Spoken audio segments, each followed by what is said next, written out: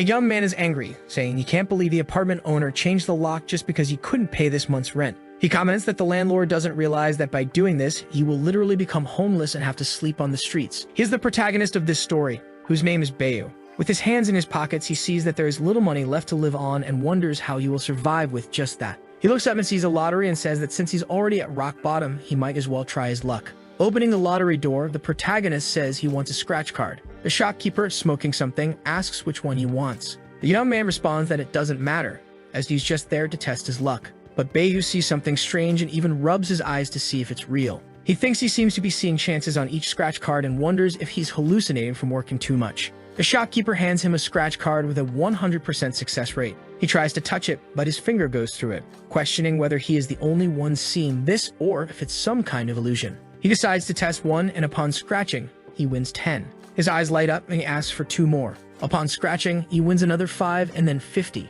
He wonders if the number on top of the scratch card is the probability of success. The shop owner gets suspicious and prepares a row of tickets, 9 with 100% and 1 with 0%. Bayu opens the first one with 0% and doesn't win. He concludes that he really is seeing the success chance. The shopkeeper advises our boy to have self-control, but he asks for 20 more tickets of 10 yuan each. The shopkeeper questions if he's going to buy all that, reminding him that he's wasting his last yuans. 10 minutes later, the old man has already transferred 20,000 to the protagonist's account. Bayu starts to question the numbers representing the chance of success and the unknown value he might win. He would like to understand how much he could win, for example, with the chance of winning 100 yuan or another amount. The shopkeeper tries to convince him to stop, but Bayu is determined to continue. However, upon receiving the tickets from the shopkeeper, Bayu is surprised to realize that the probabilities are messed up. He notices that the probabilities are based on his questions and concludes that by rephrasing them, he could win much more money. Our boy tells the shopkeeper that today he is lucky, but the shopkeeper believes his luck will run out. But the protagonist keeps scratching tickets and not winning anything.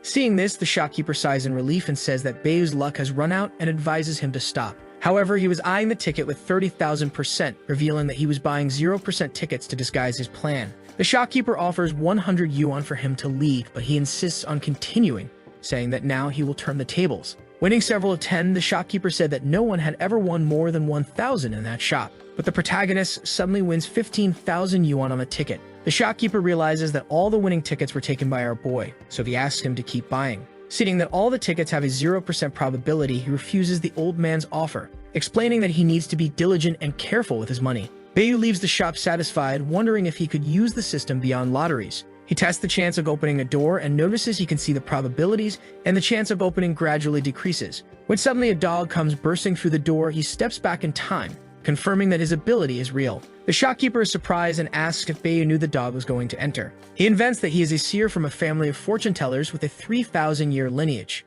The shopkeeper, still suspicious, asked Bayu to guess something about his financial future. He is about to sell an apartment but doesn't know for how much. Bayu uses his power to determine that the shopkeeper can sell his apartment for 4.3 million. The shopkeeper is impressed and thankful and becomes convinced of Bayu's abilities. The protagonist stated that the other party would accept without hesitation. But if he tried to sell for 4.5, there was still an 80% chance of succeeding. The old man showed confusion and seemed doubtful. Bayu suggested that if he had doubts, he should call the client. A while later, the shopkeeper said that the client really agreed and that Bayu was truly incredible, offering 300,000 as compensation. He received the money and mentioned that he was almost embarrassed to accept so much money for this guesswork. The shopkeeper replied not to worry and to go in peace because he had helped him a lot. Leaving the shop, the young man stated that with his talent, he would now achieve the best life possible. On the street, the dog showed signs of distress after the accident. Seeing this, the boy said that the dog was stupid for being lost and lying there. But it seemed to be a purebred dog. He wondered what the chance was that this dog had an owner, and the system concluded that it was 100%.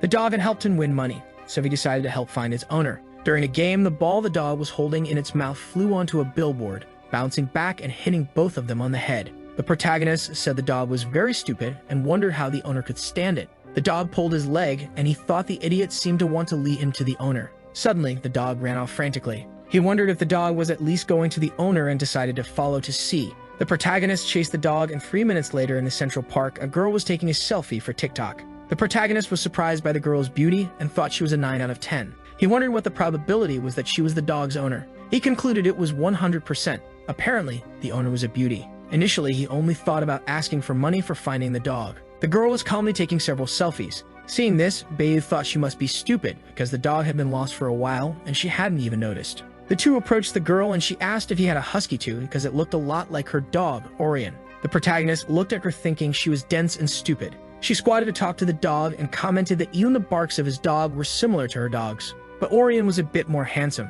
She said his husky seemed a bit dumb, less intelligent than hers, and her dog's coat looked better. However, he asserted that it was her dog. The girl replied that he was a joker because her dog was tied up over there. 5 minutes later, embarrassed, she thanked the protagonist by giving him her phone number. He said it was no problem, it was good that she found her dog. In her posts, the boy saw a picture of the girl and the dog making a mess. Seeing this, he commented that her dog was destroying everything, and he would have already kicked the dog out if he were the owner. But he mentioned he couldn't even kick it out, as he was kicked out of his house and had nowhere to go. The girl literally ignored him and commented that if he didn't have a house, he should just buy one. The protagonist thought she might be right. Now that he had the probability ability, why was he thinking about paying rent? He concluded it would be easier to buy a house once he got rich. The lottery idea was very suspicious and stocks would take too long.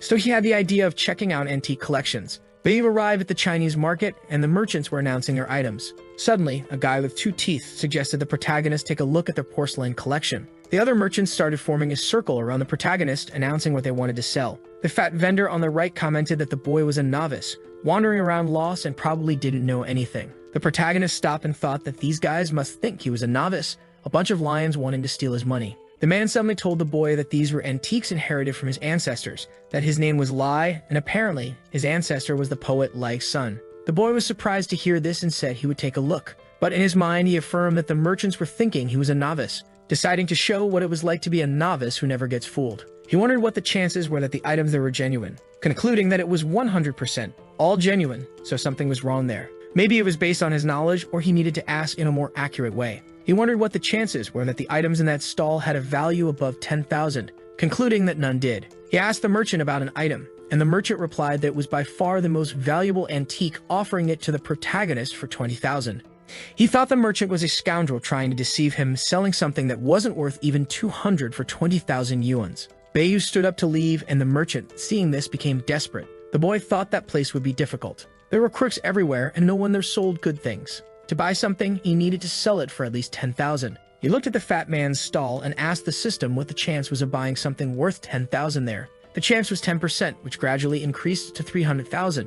After that, the protagonist was sure he could make a good deal there. The fat man, seeing him approaching his stall, planned something malicious. He explained that buying antiques was a matter of vision, that he worked with integrity and would never be like those unscrupulous merchants. He suggested discussing the prices, showing that the item he presented was of good quality. Bayu interrupted him and said he wasn't interested, as the probability showed 0%. He stated that he wanted the item that showed a 100% chance of selling for 500,000, thinking that the poor guy believed he was a novice and wouldn't make any mistakes.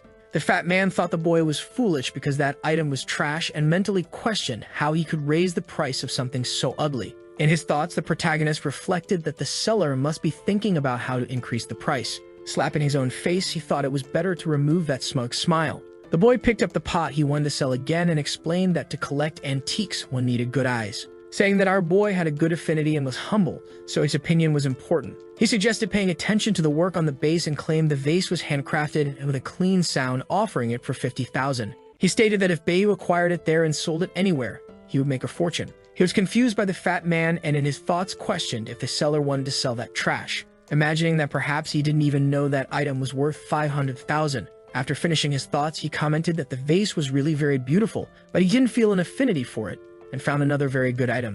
The merchant smiled and responded that the boy had good eyes for being interested in the bronze pot. There was a treasure excavated from his homeland and he would sell it for 8,000 because it seemed he was very interested. Stating that this was the original price he paid, he asked the boy what he thought. Bayu thought that compared to the original value of the item, 8,000 was nothing. However, he asked the system if the merchant knew the value of the vase, getting a clear 0%. Seeing these results, the boy thought that with a probability ability, he could deceive the seller without him even knowing. But he wondered if he should pretend to be a novice or poor to make the seller lower the price even more, and decided to try to find out the minimum he would sell for. He asked the system what the chance was of the fat man selling it for 4,000, which surprisingly dropped to 2,000 with a 100% chance. After this conclusion, Babe stated that 8,000 was a bit high and asked if the seller could lower the price a little. The seller thought he had spent only a few coins to get that item along with a bunch of other items. Noticing it was the boy's first time in that place, he commented that 8,000 wasn't very expensive, but let the boy name a price he could pay. The protagonist said he could only pay 2,000.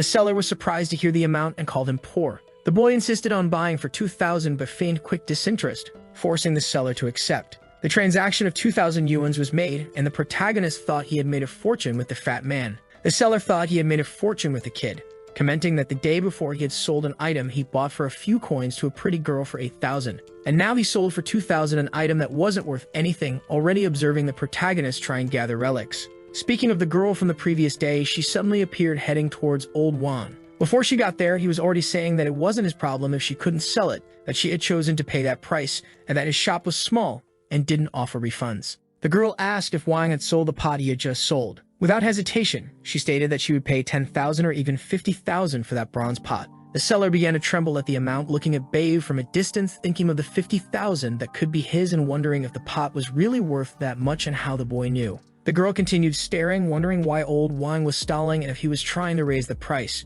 She stated that if 50,000 wasn't enough, she would increase the offer to 60,000 or even 80,000. Impatient, the girl questioned why he wasn't giving in and if he was deaf, demanding an answer. The friend next to him commented that he was impressed with old Wang for trying to sell for 80,000 something he bought for 300. The old man asked the girl if they would close the deal for 100,000, and she agreed, leaving the seller stunned. The friend laughed at the situation and said that old Wang had already sold the pot for 2,000. The girl was incredulous to learn the item had been sold. Old Wang stood up and said he would get the vase back. In the middle of the crowd, someone shouted the amount of 300,000. Everyone turned and people in the crowd commented that the boy was lucky, because the old man was offering 300,000 for the bronze chalice. The friend from the next shop asked if the old man was referring to that chalice. The girl wondered who the bastard was that bought the item, as he would regret getting in her way. The protagonist, gesturing, refused the amount. The crowd commented that the boy was refusing an offer of 300,000 and that he was crazy. The old man raised it to 350,000, which quickly went to 400,000, emphasizing that he wouldn't go any higher. The protagonist sighed and said he was going to leave. The old man stopped him and asked him not to be hasty, telling him to name his price. The boy replied that the old man was a professional and that he wanted to be friends with him, so he suggested 500,000. The old man gave him a look and replied that kids these days were difficult, but agreed to be his friend. Old Wang was already fainting in the crowd. Someone in the crowd helped Wang and told him to relax, saying he had heard the boy bought the item from one of their shops. The guy who sold it to him must be writhing. He asked Wang if it wasn't him. Wang, desperate, replied that he would never do that because he had been dealing in antiques for a long time and would never sell something so cheaply. That girl stepped in and said she offered 550,000 for the item. Our boy looked and thought the girl had beautiful skin, a lovely face, long legs, and was a complete beauty. Offering 550,000, she must be a rich sundeer. He thought his goddess had finally appeared, but he couldn't be swayed by her beauty. With his current ability, the cat-like woman would be easy to conquer. The girl looked and thought the disgusting guy was staring at her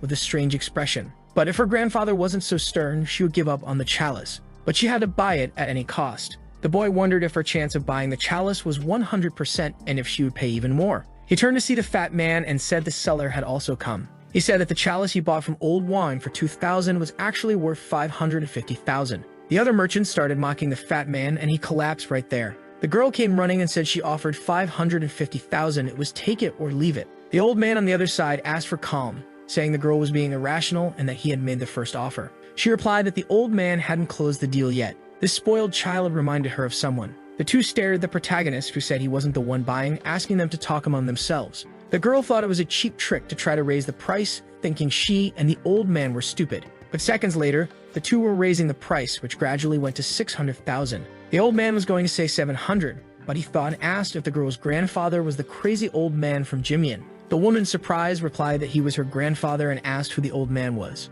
The old man said it was a small world, that he was a friend of her grandfather, and that her grandfather must have sent her to buy the chalice. He introduced himself as Lai Haigo, a history professor at Hangzhou University, just like her grandfather. Bayo, confused, asked if they were going to buy it or not. The girl, side-eyeing, replied with a sharp tone that yes, they were. Pushing the old man, she told him to take care and suggested he go have tea with her grandfather and that she would pick him up later. With that, 600,000 were deposited into Bayo's account. In his thoughts, he said he got more than he expected, 100,000 more than the initial price, and that now he was almost a millionaire thanks to his golden touch. He thought this was like the powers protagonist and Anam received, and if that was the case, he asked the girl why she didn't give him her number. She made a face of surprise and disgust. The protagonist thought he should calm down, that the girl seemed interested in antiques, and that when he found something really good, he would call her. She stared at him and thought it was awful, wondering who he thought he was, a toad that kisses the princess, and found him too ugly, feeling disgusted. Our boy asked the girl if she was going to answer. She, surprised and fearful, asked what he meant by calling her his girl. In her thoughts, the girl called him a piece of crap, thinking he was being too informal with her. Turning to him, she asked if he thought he was older than her not to be polite with her. The protagonist asked the system what the probability was that the girl was older than him, but the answer was 0%. Noting her prideful demeanor, he thought she was worthy of being his woman, but she didn't know he had his success rate. Circling the girl, Bayu asked the system what the chance was that the Empress was 20 years old, and the answer was 100%. He and she were both 20 years old. He was born on September 30 and began to think about her birth date. She wasn't born in October or even in December. Our boy asked the system if they were born on the same day, and the answer was 100%. He was born at 3:23 in the afternoon, so the girl should have been born between 7 a.m. and noon. The answer was negative, so he asked if she was born after 5 p.m., with the answer again being negative. However, they were both born at 3:30 with a 1-minute difference. Bayu thought she was trying to act older, but he was slightly older than her. The protagonist started saying that the girl turned 20 this year and was born at the end of September. The girl turned confused. He continued, affirming that she must be wondering how he knew this and said it was just a predictive ability. She glared and replied that anyone could find that information online and that he should stop joking because she was leaving. The protagonist then challenged, saying he wanted to see how she reacted when he said this. He did the math and stated that she was born in September in the afternoon around 3:30. The girl was shocked, not knowing what to say. The people in the crowd commented that he went too far to research about the girl and must be a pervert. The protagonist thought that wasn't supposed to happen. She tried to escape, but he insisted, saying he wasn't done yet, stating that she was born at 3:24 and even more boldly at 3 hours, 24 minutes and 36 seconds. The girl, sweating cold, pulled out her phone and called her mother, asking exactly when she was born. Her mother confirmed it was at 3:24 and 36 seconds. The girl, extremely confused, said nothing. The protagonist asked her to say something because he was getting scared with her just staring at him. She responded that she couldn't be curious because he was strange and said she was leaving. He tried to explain that he was joking and had just guessed. She didn't believe him, saying he even got the seconds right and now was treating her like an idiot, asking what the trick was. The protagonist thought she looked even more beautiful when angry and replied that it was just logical deduction and a bit of guessing. She questioned if he was serious about the guessing. Bayu said not all fortune tellers were liars and commented that she was wearing black underneath today. She got angry hearing that. He asked loudly why he didn't see her boyfriend and what the chance was of her being single, deducing that she never liked any man. Extremely embarrassed, she asked what he was saying. The crowd around was staring at her, and the protagonist said he spoke clearly. The woman pulled him, and the two ran to a more secluded place. She put her foot on the wall and demanded he tell her how he knew all that about her. Bayu replied that it was just his calculations and guesses. She didn't believe him, and he challenged her, saying he knew where the 3 birthmarks on her body were and that knowing someone's orientation was much easier than that. She was shocked and at the same time shy and angry. A while later, the protagonist was adding her contact information. He said that if he had something good to sell, he would let her know, and added that if she wanted any fortune-telling advice, she could ask him. In his thoughts, he reflected that the guessing rate was so good he could even discover people's secrets. He didn't expect to learn so much from that girl. Observing the situation, he noticed that the old man who knew her was calling someone, wondering if he had heard that conversation, and asked the system what the chance was that the girl's family would find out she had no interest in men. Initially, it's 0%. However, the situation changes. The secret is increasing, and the chance of being discovered reaches 100%. He concludes this likely happened because of the public conversation, questioning if Mr. Lai already called the family. He panics as he didn't intend for this to happen. He messages the girl and says that because of the 600,000, he mentioned that the secret might not be a secret for her family anymore. She runs to try to find the protagonist, but he is already hidden. Suddenly, her parents contact her to talk about it. From a distance, he just watches as her family on the phone tells her to come home because her mother and father have something to ask her. Bayu thinks his fortune-telling ability is a blessing for him, but a curse for others. Suddenly, his phone rings. His mother has arranged a blind date for him. Although he refuses, the date is already set for 8:15 p.m. At the restaurant, he thinks about leaving since it's taking a while and compliments the girls in the place. He sees a woman with blue hair entering the establishment, accompanied by Kim Kim. The system confirms that Kim Kim has a 100% interest in the blue-haired woman. The blue-haired woman stares at Bayu, quickly removes Kim Kim's hand from her arm and starts to cry. Bayu thinks Kim Kim is looking at him like she wants to kill him. The blue-haired woman approaches and asks if he is Bayu. Introducing herself as Mue, she says she believes he's a good man to date. People around are incredulous at the situation, and Bayu is even more confused. Kim Kim falls into desperate tears. Bayu comments that the situation is strange. Mui asks if he doesn't find her attractive. He replies that yes, she's amazing in every aspect. In his thoughts, he wonders how to get out of this situation. Mui approaches and whispers in his ear that she's serious and it's not a joke, then hugs him. Doubting if it's a dream, he asks the system, which gives a result of 0%. The girl stares at him and gives him a forced kiss, leaving Kim desolate. Mui tells him to follow her to meet her parents. Bae deduces that Mui isn't in love with him but is using him as a shield to make Kim give up. Hesitant, he wonders if she really wants to introduce him to her parents. Seeing his hesitation, Mui asks if he regrets it. The protagonist thinks she kissed him and that he should be getting involved in this. Seeing Mui shed a tear, Bae decides to go with her. Arriving in her house, she loudly announces their arrival. Her mother asks how the date went and if she failed again. Mui introduces Bae as her boyfriend and he, trembling, greets the mother, calling her Miss Mu. In his thoughts, he questions how he ended up there but decides to act to help Mui. Her mother is surprised and happy, while her father in the kitchen shouts with joy. He approaches and asks Bae where he and his daughter met. Mui says they have known each other since high school but didn't talk much and now, surprisingly, are together. The father is suspicious, but the mother says it's wonderful to hear. The father pulls Bae aside and says that his wife will cook something delicious for them, placing them in his daughter's room and asking them to sit on the bed. Before Bae can speak, the parents have already left the room. He asks the system if those are her real relatives, and the system confirms with 100% certainty. The mother soon enters, bringing fruit, but the father drives her away, saying she is disturbing their fun and that they should enjoy their time together. Mui, embarrassed, explains that her parents are excited because it's the first time she's brought a boyfriend home. The protagonist thinks he hit the jackpot by getting involved with the girl, observing that her parents seem very excited. Behind the door, the parents listen and the father wonders why the two are so quiet, considering it the perfect opportunity for them. The mother, scared, expresses concern about what the young man might do with their daughter. The old man asks her to be calm and assures her they can't let them notice and assures her the cleaver is sharp for any eventuality. In the room, Bae is confused by the situation and decides to clarify everything. He stands up but Mui, scared, runs from him. Bae calms her, saying he just wants to talk. Thinking he wanted to fight, she apologizes and says she still needs to get used to the relationship. He understands her nervousness and steps back a bit, but she, embarrassed, asks him not to stay too far. Our boy observes Mui's beauty up close and wonders about the chance of holding her hand without her feeling disgusted, estimating a probability of 80%. Thinking about a hug, the chance drops to 76%, and for a kiss, the probability is 59%. He questions if he could, but remembers she is just a fake girlfriend to fool her parents. Confused by the situation, he decides not to get more involved. When Beta tries to explain, he trips and falls to the floor. Mui's father opens the door desperately, asking what he is doing with his daughter. Mui asks her father what he is doing. The mother quickly pulls the father out of the room. Bae, confused, wonders if the father was holding a cleaver and thinks it was a close call.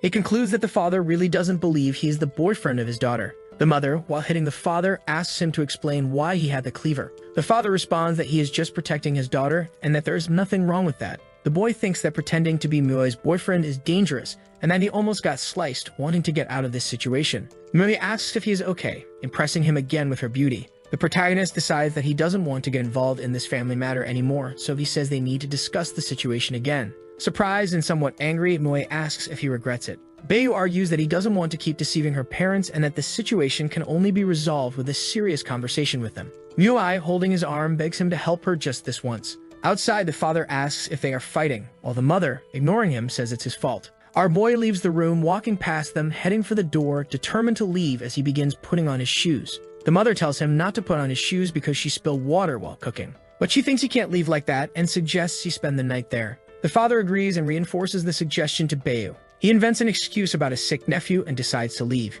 In bed, the protagonist thinks that making money in a safe and calm manner is the only way. Back at the antique auction, old Wang, still resentful, prepares relics and is surprised to see Bae. Wang tries to sell a set of porcelain, claiming it is of great value. Bae, using his system, discovers that the items are genuine and worth much more than the offered price. After a quick negotiation, Bae decides to buy the pieces, surprising Wang and leaving quickly with his acquisition. Old Wang considers the possibility that some of those items might be genuine but quickly dismisses the idea, thinking the protagonist is just a novice who gave him $500,000 profit. At the corner, a pink car stops in front of the shop. A girl gets out of the car and asks Wang where the Tansenkai artifacts she sold the previous night are. She offers $1 million to get them back, claiming a porcelain piece in that set is very important to her grandfather. Wang is shocked, and the girl insists, pleading and explaining that it belongs to her grandfather and should not have been sold. The fat man responds that he wanted to sell but had already sold them to someone else. Wang's colleague comments that the boy paid $500,000 for them. Hearing this, the girl falls into desperate tears. Old Wang tries to console the girl, saying the items were fake. She angrily shouts that there was a genuine Tansenkai piece in the set worth $10 million. The other vendor, mocking Wang, highlights that he sold something of great value for very little. Inside a pawn shop, a man analyzes the item bought by Bae. The old man comments on the item's impeccable condition and compares it with another he owns. The protagonist thinks the chance that the item belongs to the man is 100%, and the system confirms. The old buyer offers $9 million for it, a price Bayu promptly accepts. Our now richer boy receives a card from the buyer and leaves. Outside, he sees the girl from the pink car running toward the place. He thinks the chance of her tripping is 100% and warns her, preventing the fall. Despite the warning, the girl ends up tripping and Bayu catches her, preventing her from falling. Confused, the girl asked how he knew she was going to fall while people around question the scene. The girl asks to be let go, but Bayu responds that it is she who needs to let him go. After a brief tussle, she finally releases him and Bayu starts to leave. But the girl tells him to stop. She writes her number in his phone, stating she will resolve the situation later. Bayu is surprised and checks the girl's profile on his phone, thinking about his newfound wealth, considering buying a car or a house.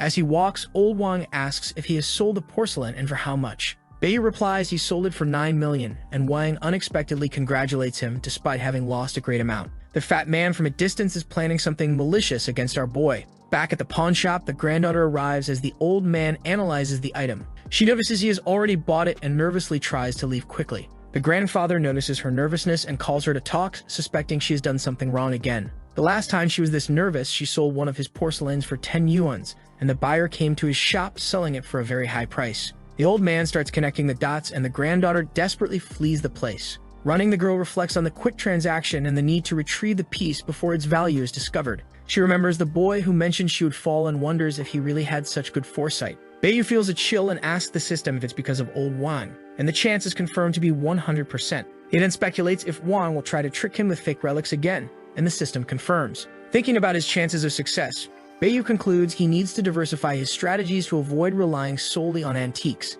He reflects on his recent interactions, including with crazy women, and has an idea when he confirms there will be a valuable item at the pavilion the next day. While thinking about buying a car, Bayu sees the girl at the bus stop and notices she posted on her stories about leaving the car at her grandfather's shop. He notices the suspicious man in a hoodie and alerts the girl, who gets nervous and questions his intentions. The bus is arriving and the girl ignores Bayu's warning. The man starts approaching, and when he tries to harass her, she reacts violently, surprising Bayu with her strength. He concludes she must practice martial arts, while the girl is impressed with Bayu's ability to predict events. Trying to distance himself from her, Bayu thinks about the time it will take to get to the dealership. However, after some thoughts, he begins to suspect a potential arsonist on the bus. The system confirms that there is a criminal with 9 liters of gasoline planning to set the vehicle on fire. Desperate, Bayu calls the police, who initially doubt his detailed information. Bayu discovers that there is a police officer on the bus, but he doesn't know who the arsonist is. Using the system, he identifies the suspect in the back of the bus with a large backpack. The girl notices he is nervous and puts her hand on his shoulder,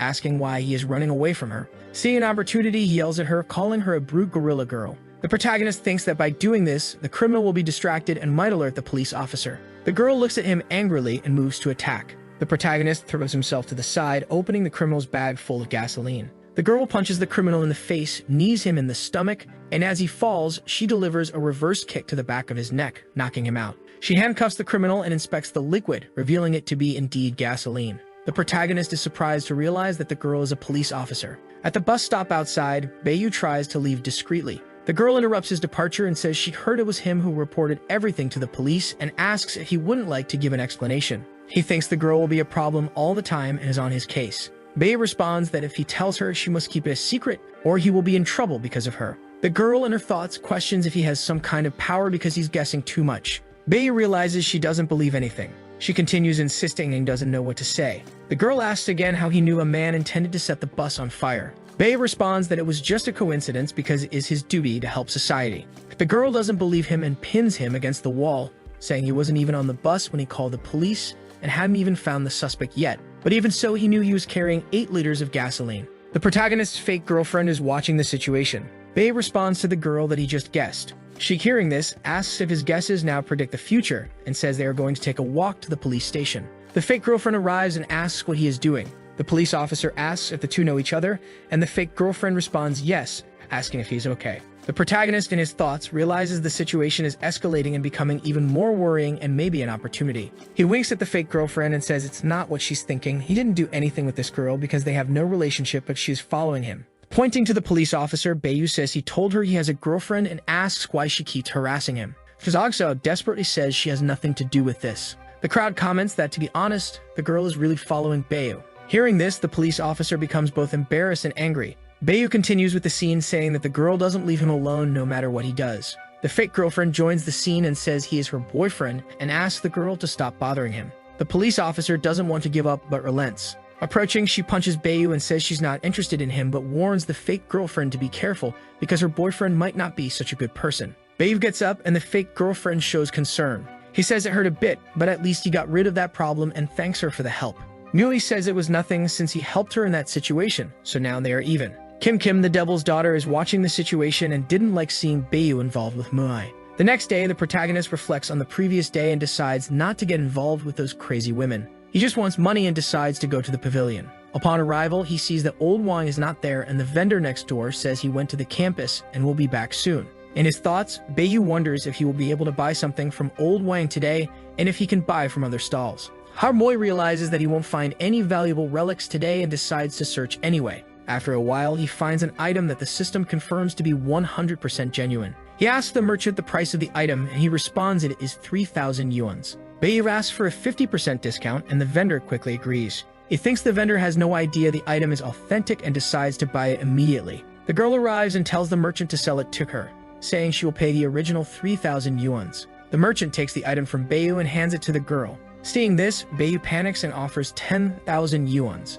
The girl doesn't back down and offers 30,000 yuans. Bayu thinks the girl did it on purpose and now the vendor will realize the item is much more valuable and won't sell it easily. He says he will give 50,000 and that if she really wants it so much, she should offer a higher amount and it will be hers. The girl raises the bid to 100,000 yuans. Bayu gets angry and thinks he can't fool Kim, wondering if she will raise the price even more. Kim, in turn, believes Bayu is acting to sell a fake item. He finally accepts defeat. As Bayu walks away, he thinks Kim entered the auction without analyzing properly because he trusts his system to find many other products. Receiving the product, she reflects that it really seems to be from the Jing dynasty, recognizing Bayu's talent. As he walks, he notices the girl is following him and asks why. She responds that the street isn't his and it's none of his business. Bayu continues going from shop to shop and Kim follows him, always outbidding him. He finally asks if she is doing this on purpose. Kim claims she can do whatever she wants since she has a lot of money and doesn't care. She reveals personal information about Bayu,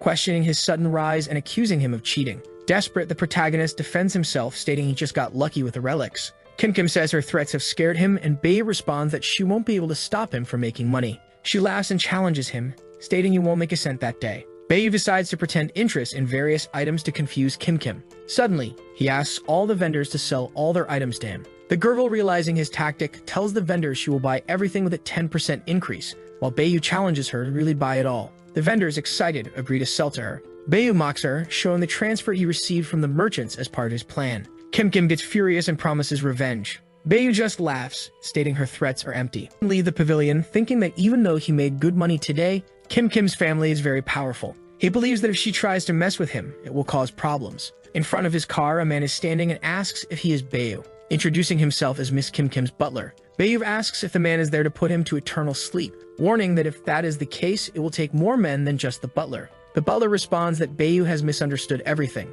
explaining that his mistress sent him to invite Bayu to a celebrity gathering as an apology for today's incident. Bayu is surprised and thinks that a celebrity gathering as an apology doesn't make sense coming from Kim. However, he recognizes that if he goes to such a place, he will meet many wealthy people, making it a perfect chance to expand his contact list. After much thought, Bayu finally agrees to the butler's proposal. An hour later, he is at the door of the venue. Kim opens the door and says she didn't expect him to come since it took him so long. The protagonist replies that he never expected to be invited. Kim glares at him and tells him to follow her because she will introduce him to some people. They start the introductions of the guests, beginning with the successor of the Shanghai group, then the owner of StarTech, and ending with the owner of Heavy Media. Kim asks Bayu if he knows the introduced guests, and he is impressed by them. Seeing his reaction, she thinks about the boy's ignorance, who got all nervous when he saw someone famous. Bayu quickly understands the situation and thinks that the girl wants to make a fool of him for being nervous. He knows that when he's nervous, thinking about it only makes things worse. The secret to breaking this cycle is to think about how people go to the bathroom. The peculiar strategy works and Bayu starts greeting the guests correctly and without nervousness. Kim is incredulous at seeing Bayu's calmness. 5 minutes later, the two are sitting at a table. She says she was surprised to see that he can talk to these people. Bayu responds that there is no difference between a celebrity and an ordinary person. The girl becomes serious and says that soon he will see the difference between them. The master of ceremonies arrives to make the announcement, saying that the esteemed guests should move on to the main topic of the illustrious gathering, a charity auction. He is surprised to learn that there will be such an event. Seeing an opportunity, she tries to mock him and asks if he doesn't know what a charity auction is. Our boy becomes serious and says he is not stupid enough not to know what such an event is. Kim changes the subject and says she has a Ming Dynasty porcelain plate she wants to put in the auction, and since Bayu is an expert in relics, she hands it to him and asks him to estimate the price and bid for her. Bayu, devoid of intelligence, asks if she will really let him estimate the price and auction it. The girl replies that she has given him such a good help that he can even use his name in the bid. She reminds him that he wants money and says this is a good opportunity to improve his reputation in front of all these people. Bayu becomes thoughtful, recognizing that she is right. He knows that if he can improve his reputation with these wealthy people, he will take much more advantage of his skills. However, he becomes serious and asks if she is making fun of him somehow and why she is being so kind to him. Kim sighs and replies that she has given up and doesn't want to be his enemy anymore. Our boy is still suspicious and starts talking to the system. He asks if Kim gave him a fake product. The system replies that the product is genuine, being 100% from the Ming Dynasty and was recently sold for 2.5 million. The protagonist thinks that the relic may be real, but perhaps there is something wrong with the auction. He asks if the auction will go well, and the system indicates a 100% success rate. With the piece being genuine and the auction guaranteed, Bayu concludes that there is nothing to worry about. Recognizing that he is overthinking and even if she wants to do something, he has the system on his side and has nothing to fear. The auctioneer raises his hand and announces that the next and final item in the charity auction is the relic owned by Mr. Bayu. He looks back and sees Kim with a malicious smile, thinking that her expression indicates something is wrong. The auctioneer continues, announcing the last relic in Bayu's possession. Bayu feels apprehensive and thinks that there's no use overthinking it. The piece is real and the system guaranteed a 100% success rate for the auction, so he decides to see what Kim's trick is. Bayu turns to the audience and begins to introduce himself. During the presentation, he reveals the item he will auction, but unexpectedly, it is a roll of toilet paper. The audience is surprised, questioning if Bayu has some kind of mental illness, nervous about the situation. He thinks that he knew it wouldn't be so easy. Recalling when Kim asked him to pick up an earring that fell on the floor, that was the moment she must have switched the items.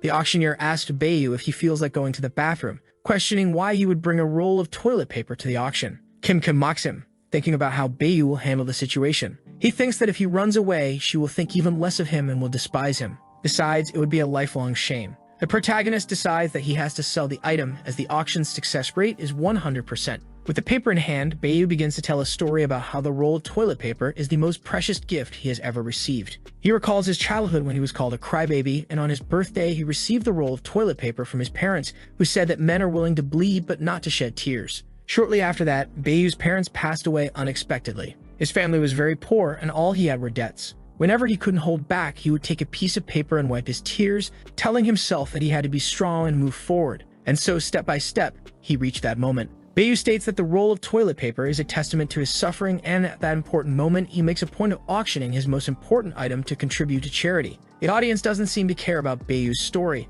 but a man in the back smoking says he liked the story and offers 100,000. The auctioneer raises his hand and closes the auction, stating that the sale is finalized. Bayu sighs in relief, thinking he was lucky to be good at inventing stories under pressure. He glares at Kim, thinking that she wanted him to fail. She says he got lucky this time, but next time it will be impossible. Our boy thinks he saved his skin, but his plan to meet celebrities went down the drain. Now he is seen as a clown by these people. Bayu concludes that he will have to work hard to earn money and gain power, status, and dignity. A car passes by Bayu with Mui and the man who bought the toilet paper. Confused, our boy asks the system why they are together. The system responds that they have a collaborative business and are about to get married. Bayu realizes that the system is smart, or possibly due to the update. He reflects on the messy world of the rich and decides he wants to make money peacefully, returning to his old methods. Thinking about Old Wang, he asks the system if Old Wang found a gift recently. The system informs him that Old Wang is about to collect a treasure. The protagonist thinks that Old Wang is very strange. Every time he has treasures, but it's our boy who ends up with the fortune.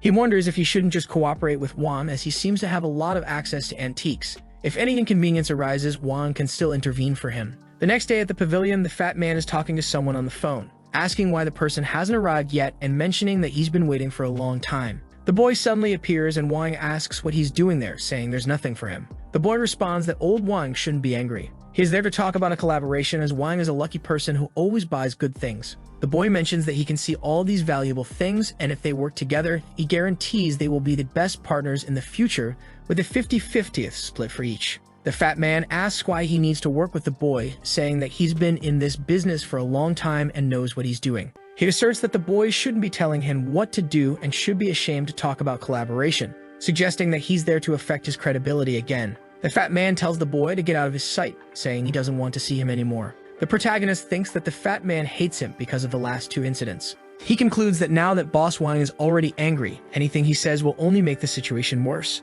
deciding that it's better to retreat for now as it's not worth fighting. Some other time, the opportunity to talk to him will arise, and sooner or later, old Wang will cooperate. After that, two men pass by Bayu and go to talk to the fat man, who asks why it took them so long to arrive and asks to see the item. A man with a hat looks around suspiciously and says he's very sure that this is the 7-star sword of Kaka, which has been neglected for a long time. The fat man responds that he didn't even need to say it, as he can see it with his own eyes. The boy thinks about the 7-star sword of Kaka and observes it very closely. He asks the system if it's a real sword and what the chance is that it's a genuine product, getting the answer that the chance is 0%. Old Wang says it looks like a good thing and asks when they want to make the transaction. The protagonist starts to think about what happened to Wang and why he is going to buy a fake item. He wonders if the forgery is so good that the fat man can't see it, and the system informs him that the chance of him seeing that it's fake is 0%. The protagonist concludes that those two men must produce very good replicas, but they can't hide from his eyes. He tries to identify which part of the sword is fake but can't see it.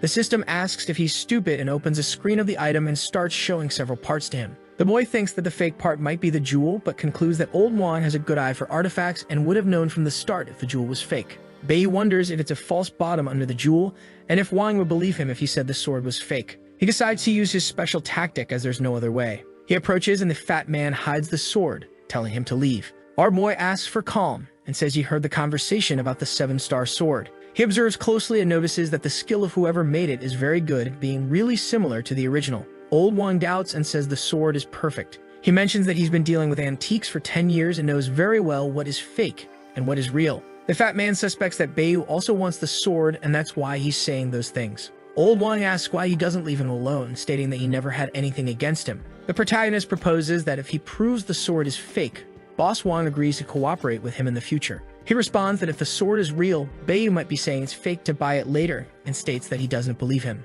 The boy asks what the price of the sword is, and Wang reveals that it's worth 500,000. Bayu says that if the item is not fake, he will pay the fat man 10 times the value. Placing the sword on Bayu's chest, the fat man accepts the challenge and tells him to prove that the sword is fake, asserting that he's sure it's a genuine product. The boy asks everyone to watch closely, and with a bottle in hand, he hits the item, making the yellow jewel fall off. He places the item in front of the fat man's face, revealing a QR code. This proves that the item is fake, leaving old Wang very angry. When Wang looks back, the two men have run away. The fat man turns and asks how the boy knew it was a fake sword, suggesting that he hired the crooks just to make the partnership. The boy responds that if he could have a product of that level, he would have tried to cooperate with Wang and sold it to him. And as for his methods, he says that people from the mountains like him have magical methods. Wang asks Bayu not to be so arrogant. He sees an opportunity and announces the collaboration for artifacts between the two once again. The fat man responds negatively, saying they will not collaborate. He calls the protagonist a weird kid and asserts that he can't figure him out, predicting that he might betray him in the future.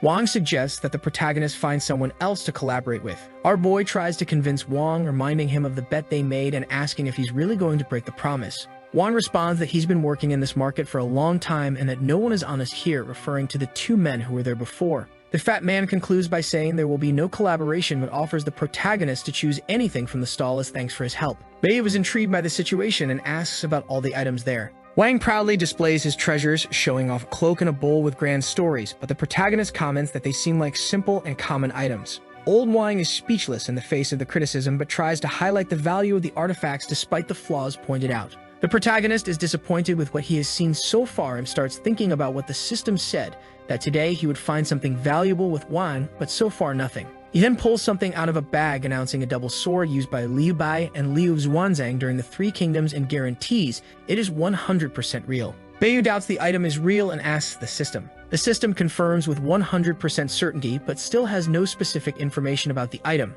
Our boy is incredulous with this statement and, still in doubt, asks if it is really real. Wang assures him it is and refuses to give it to Bayu, as it is a valuable piece that he intends to profit greatly from. The protagonist realizes this is the opportunity he was waiting for and decides to act to acquire the sword. He provokes Wang, mentioning that he also believed in the 7-star sword before, asking him what the great treasure is this time. The fat man gets angry and calls him an idiot for not seeing the details. Bayu continues provoking, saying that Wang also believed in the details of the 7-star sword. insinuating that this double sword must also have a QR code. Wang becomes disheartened, realizing he may have been deceived again, feeling disappointed in himself for trusting the artifacts. Before Wang throws the sword to the ground, the protagonist interrupts and asks for its price. The fat man, resigned, tells the protagonist to take whatever he wants as he is disheartened by the situation. Bayu thanks him but decides he needs to sell the sword for a good price to avoid feeling guilty. He plans to use the sword to gain Wang's trust and explore future opportunities in the antiquities circle. Our boy goes to Mr. Xie,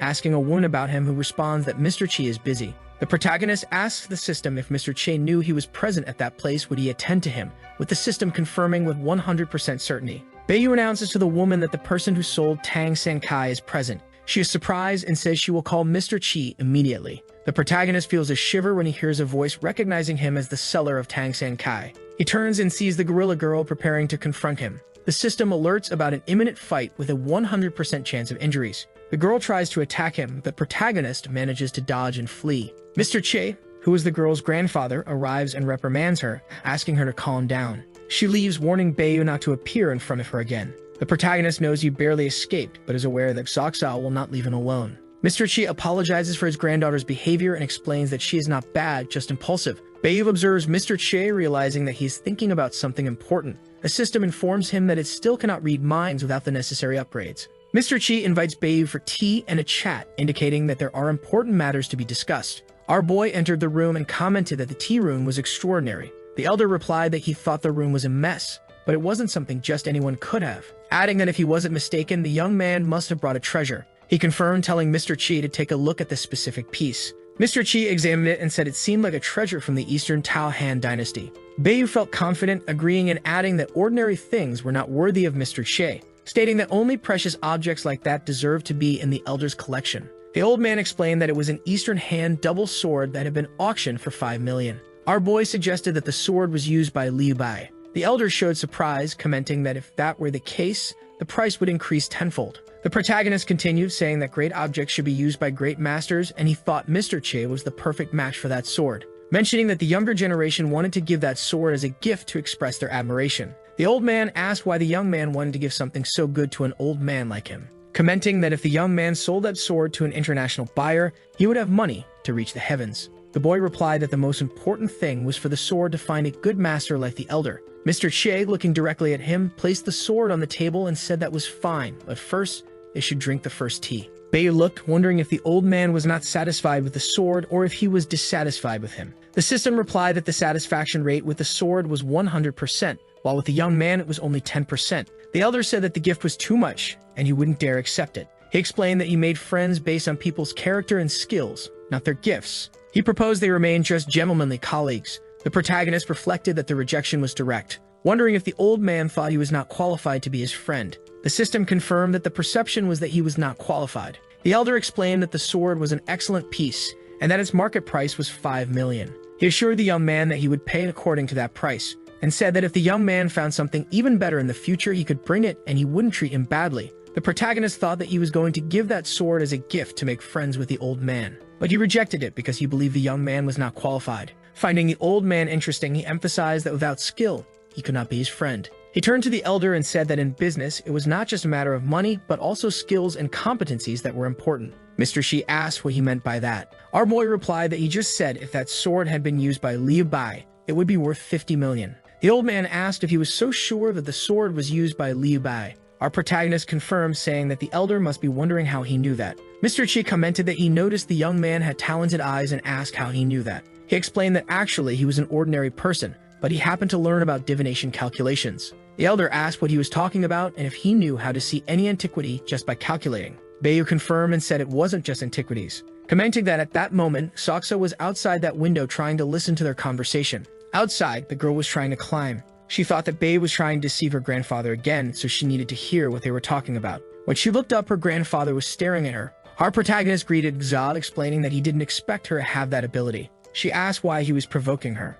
Her grandfather yelled at her, scaring the girl, saying she was wrong, and she ran away. Our young man continued, asking if Mr. Shane now believed he could guess things. The elder replied that maybe he had just heard the movement outside and deduced it was Foxa, explaining that this was not enough to convince him that the young man could foresee things. Our protagonist thought the old man was really difficult. He asked Mr. Che how he could make him believe in him. The elder replied that if he could guess, that question shouldn't be asked of him. Our young man thought about what to do to make the old man believe in him. If he couldn't convince him quickly at that moment, things would only get stranger in the future. Wondering what the probability of convincing him was, the system gave an 87% chance. It was high, but if you talked to him about all the antiquities in the room, what would the chance be? The system gave a 100% chance. After his thoughts, he told Mr. Chi that he observed his dining room and noticed he had 26 antiquities. The elder replied that seeing there were 26 antiquities only showed that he knew how to count, so that had nothing to do with divination. The protagonist asked Mr. Chi to listen carefully to what he had to say.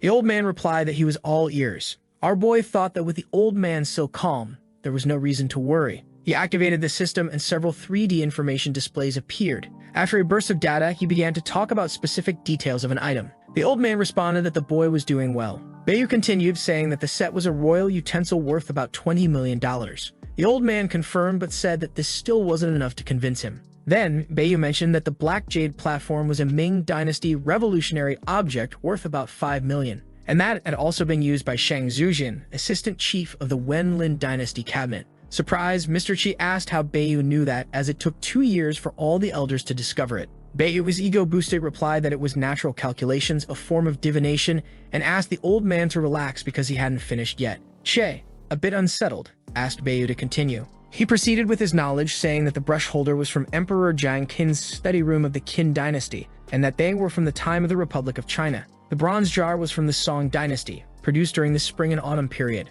The white porcelain and the Hulshan furnace were also from the Yuan dynasty. After describing all the antiques in the room, the old man was completely confused. Bayu then asked if the old man still doubted his abilities. He replied that he couldn't believe it if he hadn't seen it with his own eyes. Bayu was satisfied and asserted that the sword had been used by Liu Bai, and asked if the old man believed now. Mr. Chi admired Bayu's intelligent calculations, responding that the elders conducted various researches to determine the origin of the items. However, he feared that claiming the sword was used by Liu Bai based only on Bayu's word was a bit too mysterious to be proven. The protagonist was confused and wondered if the old man still didn't believe him, but the system said that the old man believed 100%. He wondered why, now that the old man believed, he was still challenging him. Our boy speculated that Mr. Chi had something to say or needed his help, and the system indicated there was a 100% chance. Bayu continued thinking that the old man was impressive, because he had just been outdone by the protagonist's talent and now was trying to use tricks. The protagonist asked Mr. Chi if there was something he wanted Bayu to identify.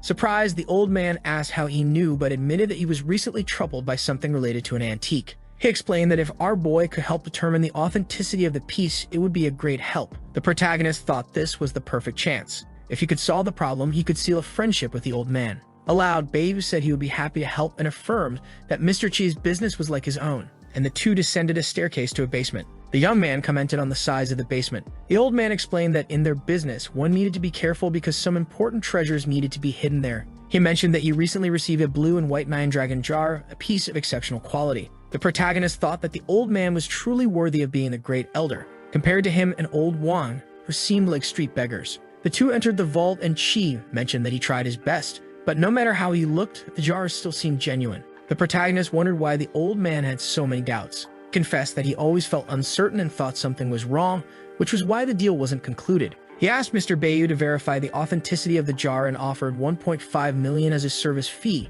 regardless of the results. Upon hearing this, Bayu thought the old man framed the situation as if he was only interested in the money. But Bayu's ambition now wasn't money. They reached the front of a second vault that housed the Nine Dragon jar. Mr. Chi presented the object and our boy was impressed by the size and beauty of the jar. The old man explained that the market value of the jar was $1.3 billion and asked the young man to verify its authenticity. Bayu replied that he would do his best to help. The young man examined the jar and waited for a response from the system, which said he needed to ask a question to get the correct answer. So the protagonist asked the system if the jar was original, with the system responding that it was 100% fake. He was at a loss as to how to prove the jar was fake. The system showed the location of the evidence of forgery, but he would need to break the bottom of the jar with a 4% chance of losing the evidence. The protagonist thought that even knowing it was fake, the chance of destroying the jar was dangerous. If he breaks it carelessly, the piece worth $1.3 billion could ruin his life. However, if he doesn't take the risk, the old man won't believe him. He wonders if normal people could identify the jar as fake, and the system responds that the probability is 1.4%.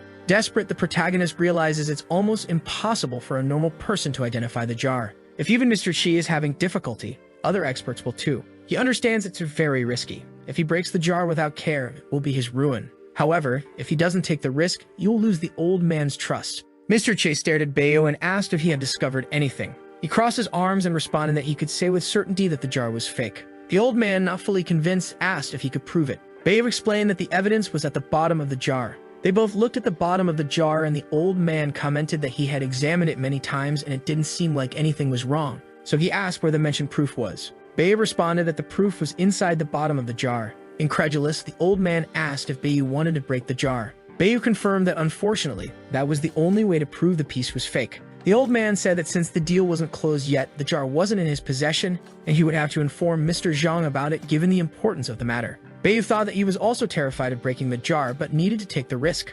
Out loud, he said that he would take responsibility and that they could contact the owner of the jar for a face-to-face confrontation. The old man agreed and said he would call Mr. Zhang. Mr. Zhang arrived with a suspicious expression and asked Mr. Chi what the problem was. Chi explained that there was an urgency related to the jar. Our boy noticed that Mr. Chi had stepped out of the situation and put the responsibility on him. Bayo realized there was no way out and confidently said that Mr. Zhang had a talent for selling fake items. Zhang was confused and asked what he was insinuating. The protagonist stated that he knew the 9-dragon jar was fake. Incredulous, Zhang responded that several experts had analyzed the jar and said it was real and asked Bayo, whom he had never heard of, to show the problem. He thought that Zhang was confident in the fraud and recognized the difficulty of identifying the jar due to the technology used. Out loud, he said they could discover the truth by breaking the jar even at the risk. Zhang interrupted him and said he would no longer sell the jar and that Bayo couldn't break it. He joked, saying Zhang didn't want to sell because he knew it was fake. Zhang got irritated and asked how our boy dared to talk like that and stated that he wouldn't sell something fake.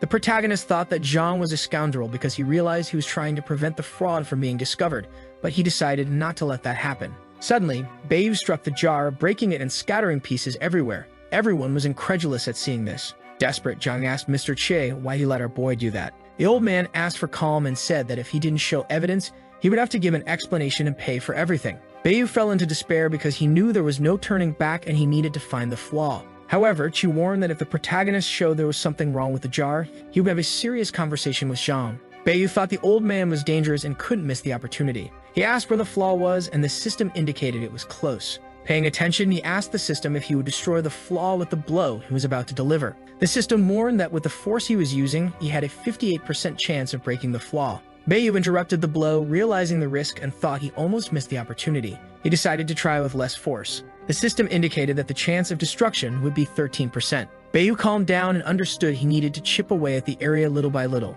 Quickly, he began to panic, realizing the old men wouldn't believe him if he took too long. Zhang started laughing and told Shi that despite everyone saying the jar was real, Bayo insisted it wasn't. Zhang said that out of friendship, he allowed the protagonist to break the jar, but now he asked where the evidence was and mentioned that he had several offers from many companies. The old man interrupted and said not to worry because if it was the case, he would pay the money. Bayo was sweating, thinking about what he would do if he didn't find the flaw, asking for it to appear soon. He gave a small tap that broke everything, falling into despair, thinking the evidence was destroyed. However, he pointed to a QR code and asked what that was. Mr. Che got angry and demanded an explanation from Zhang. He fell to the floor in disbelief but was already being dragged away by Mr. Che's henchmen. Bayo thought he had at least survived, but then he remembered Wang's sword that also had a QR code. He began to suspect that the sword and the jar came from the same place. Mr. Chi thanked the protagonist, saying he did a great job and was very grateful. He humbly responded that he just wanted to help a friend with a problem and that it was every man's responsibility to end lies and bring out the truth, adding that no one should be deceived. Mr. Chi pulled something from his pocket and handed it to Bayo, saying it was his personal business card. He said that in the future, whenever he needed help, he could call him, and that from now on they were like family. Our boy responded that it was an honor to help and that he was at Mr. Che's service, thanking him. In his thoughts, Bayo rejoiced, realizing that he now had a big shot to support him. He tallied his achievements, 50 million from the double sword and 10 million from the divination service. Plus, he had gained the friendship of Mr. Chi and even broke a jar worth 1.3 billion. Deciding that his next step now was to help Wang. The next day, Bayo was in his car thinking about the fat Wang. He decided he would share 10 million from the sale of the double sword with him and wanted to see if Wang would still reject him. As he turned the corner, Bayo saw old Wang being taken away by some men. Bayo thought they were kidnapping the fat man, with the system saying there was a 75% chance it was a kidnapping. Without time to think, he decided to follow the kidnappers because the safety of his future brother could not be ignored. The kidnappers sped up and were already in another part of the city. Bayo wondered what this group would do with the fat Wang, and the system said there was only a 12% chance they would ask for ransom. He decided to call the police but realized his phone had no signal. Then he asked the system about the chance of the signal being blocked, and it informed him there was a 95% chance. The protagonist wondered how they were blocking the signal, and the system said there was a 37% chance of rescuing the fat man.